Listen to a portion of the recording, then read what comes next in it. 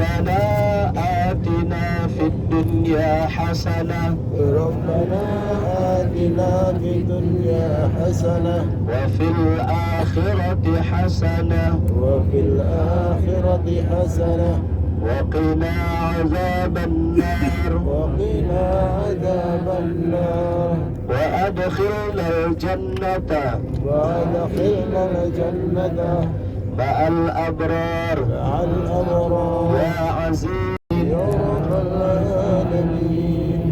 Mengingatkan kembali Bapak Ibu semuanya sudah pasang niat ya. Alhamdulillah.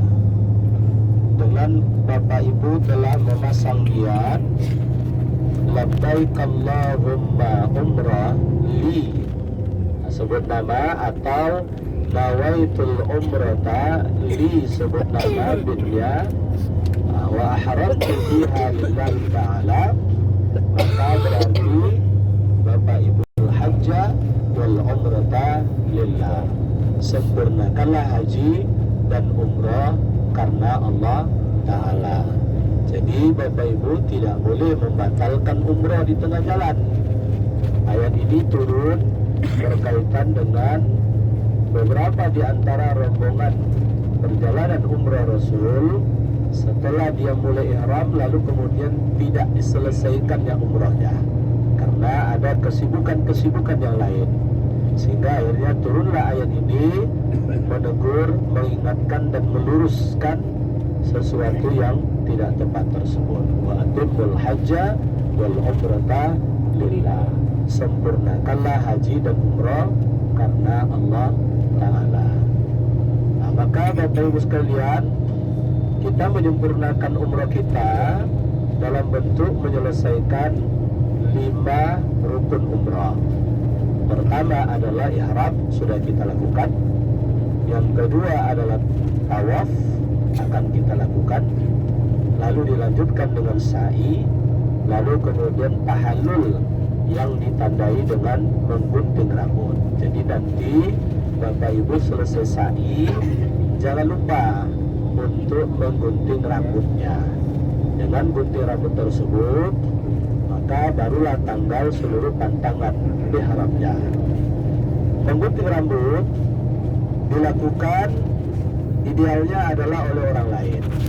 Jadi sekiranya saya misalnya tidak menemukan orang yang mengguntingkan rambut saya boleh menggunting rambut Bapak Ibu. Kayak kita kemarin kan. Nanti Bapak yang telah digunting rambut oleh saya lalu kemudian menggunting rambut saya. Atau sekiranya kemudian tidak ditemukan seorang pun di sana, hanya Bapak Ibu satu waktu kemudian berumrah, Bapak Ibu boleh menggunting rambut sendiri. Kalau sekiranya tidak ada orang yang mungkin bisa kita minta tolongkan untuk menggunting rambut, jadi boleh udah saya Pak, belum kelar. Nah, gunting rambut itu Pak Bu, itu adalah sebagai simbol saya. Nah, kalau pesan Rasulnya adalah rahimallah alal muhalliqin, semoga Allah merahmati orang yang botak licin. Kemudian ada sahabat yang menyela, wal muqassirin, begitu juga yang memendekkan ya Rasul.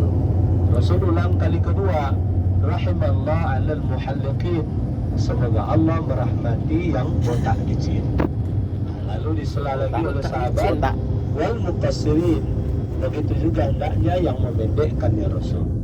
Rasul kali ketiga baru mengatakan rahimallah alal muhalliqin wal muqassirin, Allah merahmati botak licin, yang botak licin dan yang memendekkan rambutnya. enggak licin lagi. Nah, bagi ibu-ibu berlaku kemudian memotong rambut ibu-ibu tersebut, diambil bagian rambutnya, lalu kemudian dipotong seukuran sepanjang 1 ruas jari.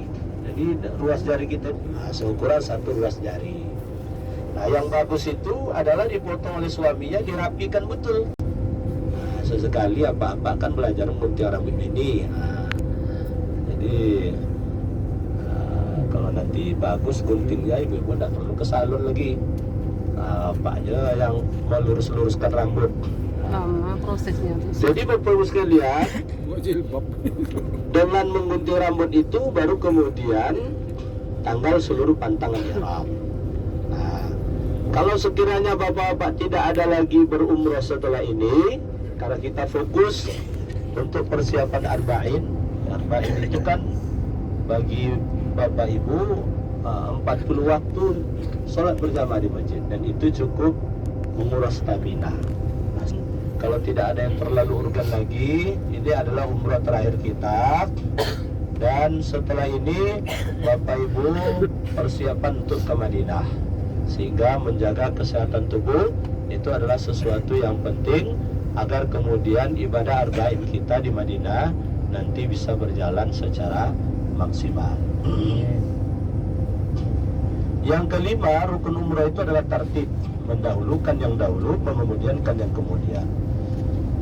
Karena rukun umrah yang kelima inilah kemudian itu sebabnya bagi wanita yang dalam keadaan haid, karena memang tawaf tidak boleh, bukan berarti kemudian selesaikanlah dulu sa'i, nanti begitu suci tinggal tawaf saja lagi.